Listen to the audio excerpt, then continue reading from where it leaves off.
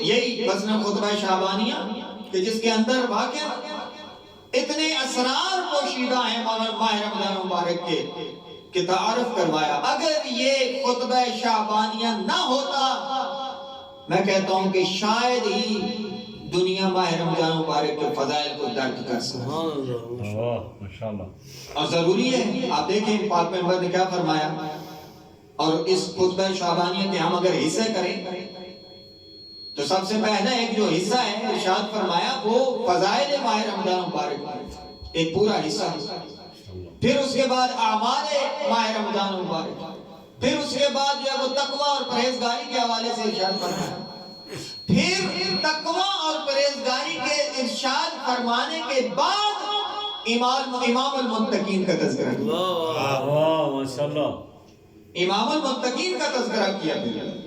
آپ دیکھیں خطبہ شعبانیہ کا اگر ہم مطالعہ کریں تو بہت سارے ہمیں اسرار و رموز سے ہمیں واقفیت اور آگاہی ہو جاتی ہے.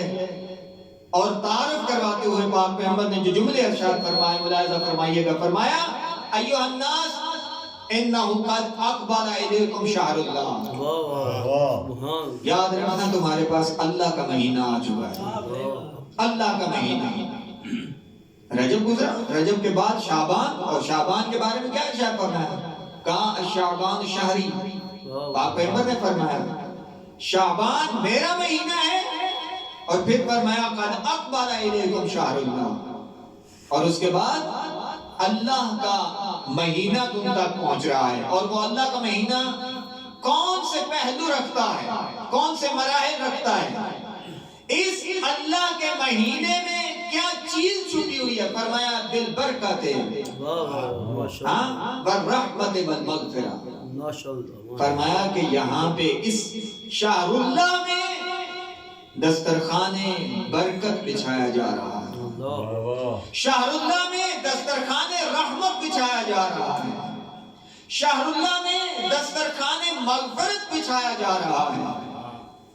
اب کوئی بندہ کہ جس کے پاس برکت نہیں آئے اس ماہ رمضان میں برکت نصیب ہوگی. جس کو رحمت پروردگار چاہیے وہ رحمت پروردگار سے سرشار ہو سکتا ہے.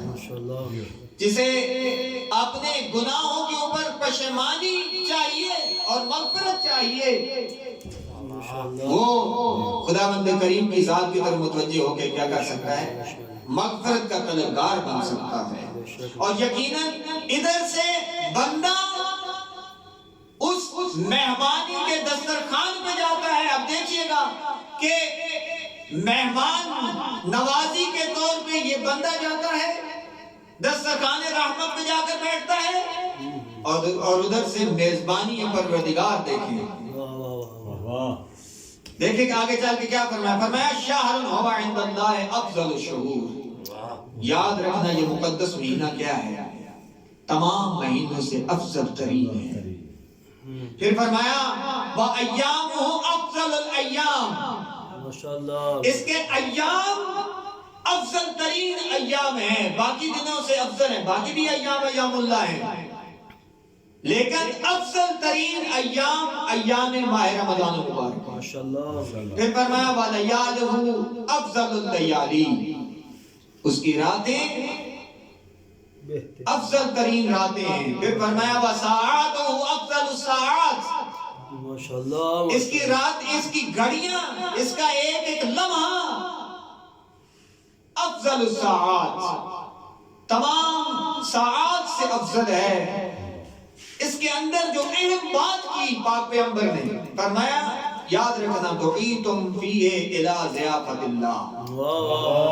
اسی مہینے کے بارے میں ایسے جملے ارشاد نہیں کہ مہمان نوازی کا مہینہ ہے اور میزبان کون ہے خود رحمت پروردگار, خود پروردگار عالم کی ذات.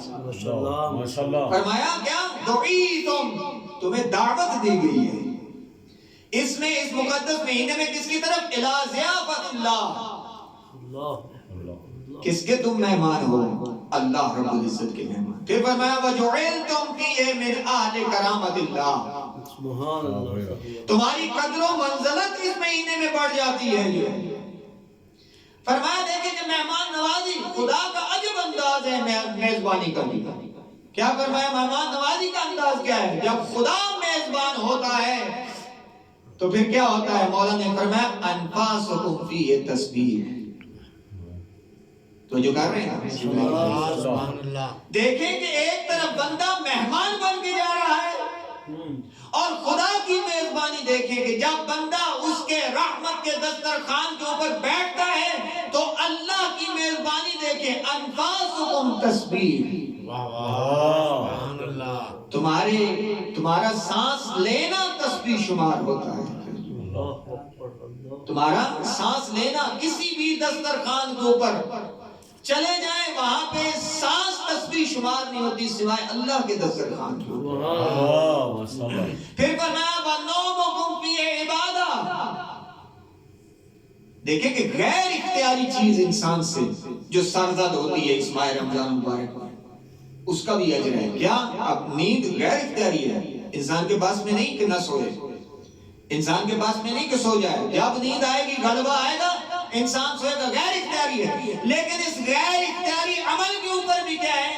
اللہ کا اجر یہ ہے کہ اے میرے بندے تو میرے رحمت کے دسترخوان پہ مہمان بن کر آئے, تیری نیند کو بھی عبادت کرا,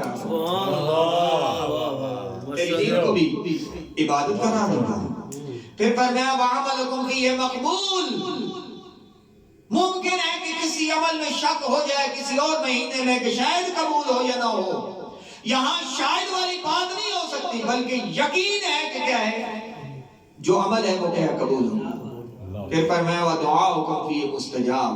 یہ اللہ کے وعدے ہیں کہ جو انسان کے ساتھ اس ذات نے کیے ہیں کہ تمہارے سانس تسبیح قرار پائیں گے, تمہارے اعمال قبول ہوں گے, تمہاری دعائیں مستجاب ہوں گی.